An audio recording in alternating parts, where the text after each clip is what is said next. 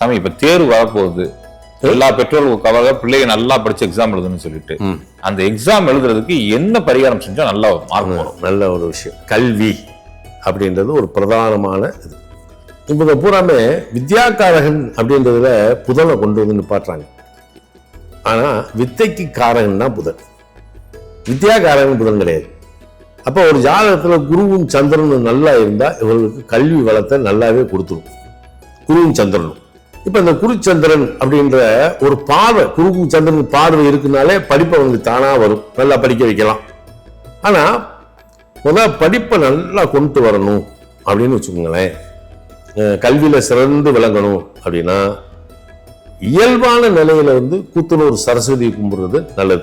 இடையில ஹயக்கிரியவரை வழிபாட்டா பிள்ளைங்க நல்லா படிக்கும் அப்படின்னு சொல்லியும் ஒரு வழிபாட்டை இவங்க சொன்னாங்க. அதாவது ஒரு ஸ்டூடெண்ட் நல்லா படிக்கணும் அப்படின்னா நீங்க வேற எங்கேயும் போக தேவையில்லை. இது பாத்தீங்கன்னா சிவன் கோயில்ல தான் இந்த கல்வியினுடைய வளமை கூட இருக்கு. அப்ப அங்க இருக்கக்கூடிய அம்பாள் இருக்கல்ல, அந்த வழிபாடை பண்ணாலே இவங்களுக்கு கல்வி சிறக்கும். இது வேற ஒண்ணுமே தேவையே கிடையாது.